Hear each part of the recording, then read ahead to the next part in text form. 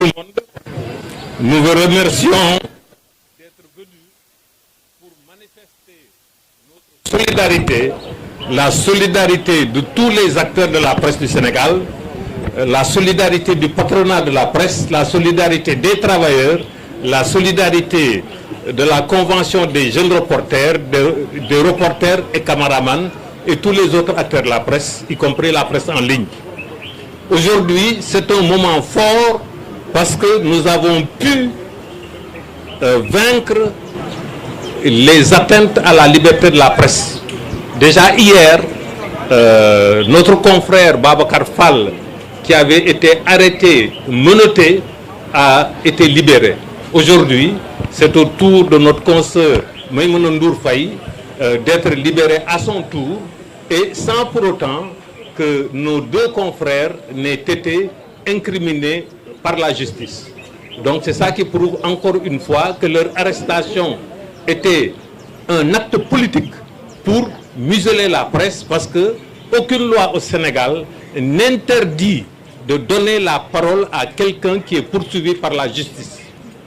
Et de ce fait, nous n'avons fait que notre travail, donner la parole à quelqu'un dont les Sénégalais voulaient écouter la version.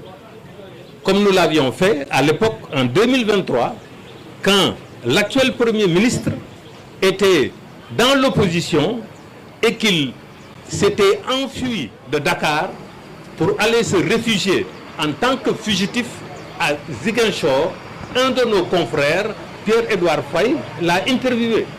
Ce n'est pas parce que Pierre-Edouard Faye était d'accord avec les thèses défendues par le fugitif Ousmane Sonko. Donc c'est ça la démocratie. C'est ça la pluralité du système médiatique sénégalais où nous donnons la parole à toutes les sensibilités. Aujourd'hui, nous avons fait reculer le pouvoir, nous avons fait reculer l'illégalité et il faut que nous poursuivions ce combat-là pour que, enfin, dans ce pays, que chaque alternance qui survienne, que cette alternance ne se retourne pas contre les médias. Nous avons contribué à l'alternance politique sans pour autant être des acteurs politiques, parce que simplement nous avons favorisé la pluralité politique. Donc aujourd'hui, il faut que nous continuions de nous battre, parce que certes, on a libéré nos confrères, mais jusqu'à présent, le nouveau régime veut simplement la liquidation pure et simple de la presse privée. Le nouveau régime doit de l'argent, l'État du Sénégal doit de l'argent aux entreprises de presse privée, mais refuse de payer cet argent-là. L'Assemblée nationale a voté deux subventions aux médias, ce qu'on appelle l'aide à la presse. À cause de considérations politiques, le ministre de la Communication ne veut pas distribuer l'aide à la presse.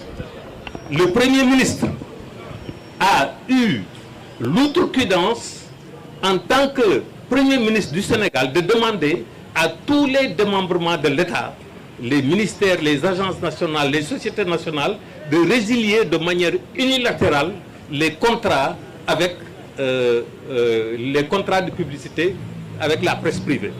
Et d'autres actes qui ont été posés qui montrent que ce nouveau régime-là, comme l'a confessé le Premier ministre lors de son voyage en Chine, ils veulent créer un parti-État.